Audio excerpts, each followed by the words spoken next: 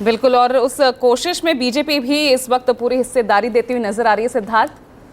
और अब तो जिस तरह से अब तो ये कहा जाए कि जातिगत जनगणना जो कि विपक्ष का मुख्य मुद्दा रहा है, चाहे 2024 के लोकसभा चुनाव हो और उसके बाद जो बढ़त मिली है उसके बाद भी, और वो पुरजोर तरीके से उठा रहा है। अब उसी पिच पर आप आ गए हैं, लेकिन उसी पिच पर आना शायद आपके लिए भारी पड़ गया है, क्योंकि अब पीएम मोदी को उसकी जद में लाने की कोशिश कर रहा है विपक्ष। विशेषाधिकार हनन प्रस्ताव पीएम के खिलाफ। अब देखिए पूजा जी, मैं मानता हूं कि आज जो प्रिविलेज मोशन मूव किया जा रहा है उसका जवाब देश की संसद से स्वाभाविक रूप से जो लोकसभा सेक्रेटेरिएट है और जो स्पीकर का ऑफिस है वो देगा। मैं मानता नहीं कि ये कोई कांग्रेस की मजबूरी है या कांग्रेस पार्टी अनजाने में ऐसा कर रही है, पर जब तिलमिलाहट बहुत बढ़ जाती है तो कहीं ना कहीं आप मजबूर हो जाते हैं ऐसा काम करने के लिए। कौन से प्रिविलेज का हनन हुआ है? क्या गलत किया गया है? देश के सांसद ने सदन पे खड़े होकर के 46 मिनट का भाषण दिया। देश के प्रधानमंत्री ने 46 मिनट के भाषण के बारे में ट्वीट किया। उस 46 मिनट के भाषण में बहुत सी बातें कही गई, बहुत सी बातें राजनीतिक रूप से, फैक्चुअल रूप से देश की वर्तमान परिस्थिति को देखते हुए एड्रेस की गई। उसमें से क्या एक्सपंज किया गया? मात्र 2 शब्द। जब यह कहा गया था कि लाइज शब्द को सदन पे नहीं बोला जाता, तो तभी उसको एक्सपंज किया गया और तभी माननीय सांसद ने कहा कि मैं झूठ ना बोल करके मैं असत्य बोलूंगा। उसके अलावा तो नाम किसी का नहीं लिया गया था। सदन के पटल पर यही तो कहा गया था कि जिन लोगों को अपनी जाति का नहीं पता वो गणना कराने की बात करते हैं। आप मुझे ये बताइए कि जब 543 सांसद वहां मौजूद थे तो एक कोई दर्द क्यों हुआ? उन्होंने क्यों मान लिया कि ये मेरा अपमान किया जा रहा है? वही क्यों खड़े होकर के जवाब देने लगे? कहीं ना कहीं तो कुछ गड़बड़ है। अब वो गड़बड़ क्या है वो कांग्रेस पार्टी जाने, राहुल जी जाने, पर बात अब उससे ये उठी कि इतना बुरा लग गया आपको अगर ये कह दिया गया कि जिनको जाति के बारे में नहीं पता वो गणना कैसे करवाएंगे। तो तब बुरा नहीं लगता था जब आप पत्रकारों से जाकर के उनकी जातियां पूछते थे, जब आप पूछते थे कि आपके मालिक की जाति क्या है, जब आप चलते हुए अपनी जोड़ो यात्रा में खड़े होकर के कहते थे ए बताओ तुम्हारी जाति क्या है, और फिर जब आपके लोग उनको मारने लगते थे तो ऑन वीडियो आप कहते थे नहीं नहीं मारो मत, मारो मत, इससे जाति पूछो पहले। जब आप क्या करा करते थे तब क्या था? जब आपने देश में जजेस की जाति पूछ ली तब कोई इंसल्ट नहीं हुई थी। जजेस को छोड़िए, आपने देश में सैनिकों की जाति तक पूछ ली तब कोई इंसल्ट नहीं हुई। पर घूम कर गेंद आपके पास वापस आ गई तो आपको लगा रे भैया ये तो बड़ी इंसल्ट हो गई, ये तो बहुत काम खराब हो गया। इंसल्ट कैसी है? जब आप देश में हर व्यक्ति पे जाकर के उसकी जाति पूछना चाहते हैं तो इस देश में कोई भी कानून से ऊपर नहीं है। यही क्लैरिटी नहीं हो पा रही सिद्धार्थ की पूछा गया या बताया गया। पूछा गया तो फिर तो पूछने वाला वो सवाल दिखना चाहिए था, वो लहजा नजर आना चाहिए था। लेकिन कांग्रेस यही सवाल उठा रही है ना, और यही राहुल गांधी ने भी कहा कि मेरी इंसल्ट हुई है। जिसकी जात का नहीं पता वो जाति जनगणना की बात कर रहे हैं।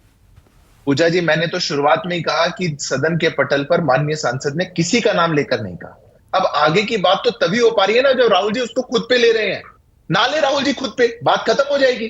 कहीं मेरे लिए तो कहा ही नहीं गया। जिसको जाति का नहीं पता होगा उसने गणना के बारे में पूछा। अब राहुल बाबा बीच में कहां से आ गए? पर बात गड़बड़ है पूजा जी, आप भी जानती हैं। आप भी जानती हैं कि उनके मन में क्यों है ऐसा कि कुछ ना कुछ चोर उभर के आया है कि यह बात ऐसी हुई।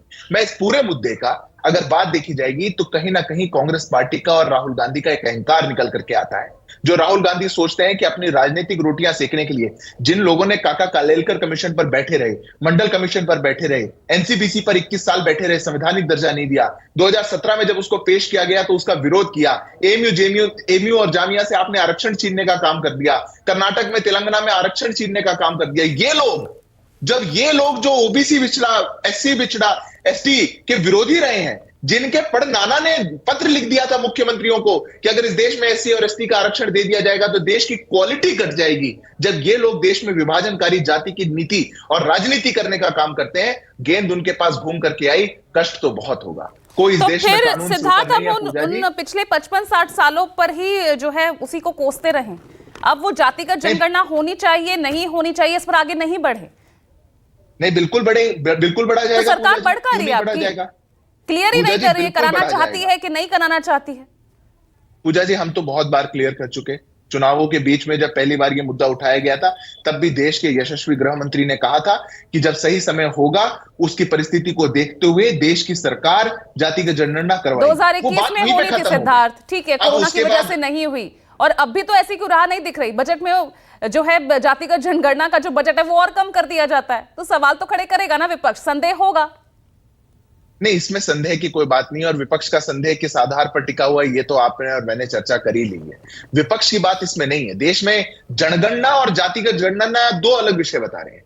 जनगणना 2021 में होनी थी। अब हम अपने आप को तुलना करें उन लोगों से जिन जिन देशों से जिनकी पूरी आबादी 6 करोड़, 5 करोड़, 4 करोड़ है, और उनने 2021 में ना करवा करके 23 में करवा ली, और हम एक तरफ कहें कि भारत तो सबसे ज्यादा पॉपुलस कंट्री है और हम 145 करोड़ को भी पार कर चुके हैं, हम भी 2022 में करवा लें। इन बातों का फर्क है। 2022 के अंत तक कोरोना का हमारे पास काल रहा। 2023-24 में हम चुनाव के बीच में रहे, राज्यों को भी चुनाव थे। सही सरकार बनने के बाद सब जानते हैं अभी यथासंभव हमारी डिलिमिटेशन भी होनी है, उससे पहले हमारी जनगणना भी होनी है, हम महिला आरक्षण का बिल ला चुके हैं, वो भी लागू होना है। सब जानते हैं कि चीजें प्रोसेस में है, कोई संदेह में नहीं है। ये आप भी जानती है पूजा जी, और ये पूरा विपक्ष भी जानता है। पर राजनीति जिस कारण से की जा रही है वो कारण दूसरा है। मजे की बात इसीलिए तो मैंने कहा कि अब तो आप भी उसी पिच पर आ गए हैं ना, अब आप भी उसी पिच पर आ गए हैं। यानी 2024 के नतीजों ने सब कुछ बदल दिया है।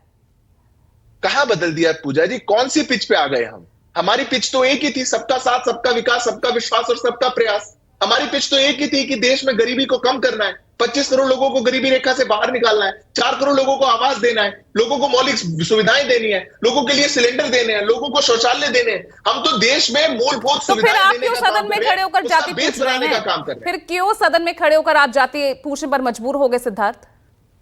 अब पूजा जी, आप सर्व समाज की बात करते हैं, सर्व धर्म की बात करते हैं, सर्व जातियों की बात करते हैं ना, तो फिर क्यों सदन में खड़े होकर जाति पूछनी पड़ी आपको? इसलिए पूछना पड़ा। वैसे तो उनसे नहीं पूछा गया, पर उसका उल्लेख किसी से भी पूछा, सवाल तो खड़ा किया। बिल्कुल, अब मैं बता रहा हूं ना, इसलिए उसका उल्लेख करना पड़ा क्योंकि अगर कोई राहुल गांधी, अगर कोई अखिलेश यादव पूजा जी से आकर के पूछ सकते हैं कि पूजा जी बताओ तुम्हारी जाति क्या है, बताओ तुम्हारे मालिक की जाति क्या है, तो यह सवाल उन पर भी आएगा। वो कानून से ऊपर नहीं है।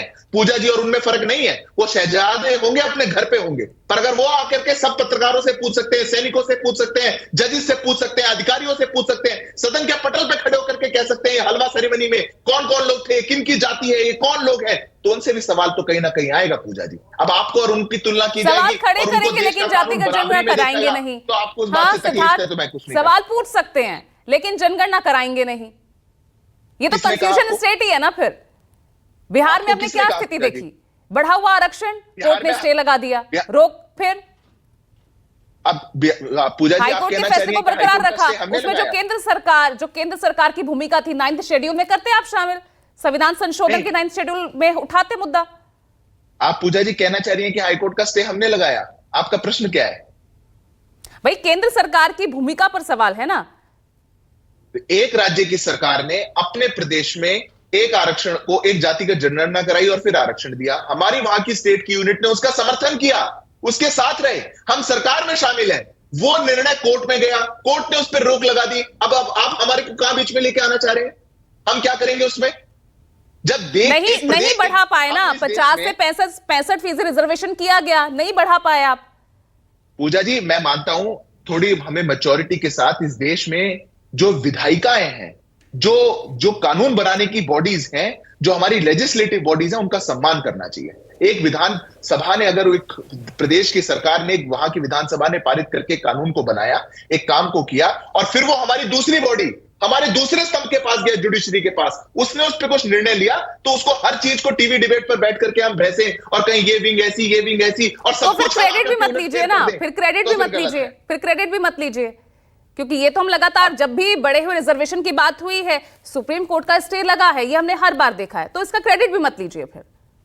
नहीं पूजा जी, क्रेडिट लेने की और नहीं लेने की बात नहीं है, बात मंशा की है। ऋतु जी, बिहार की सरकार ने जो किया था वो हमने करके दिखाया। ऋतु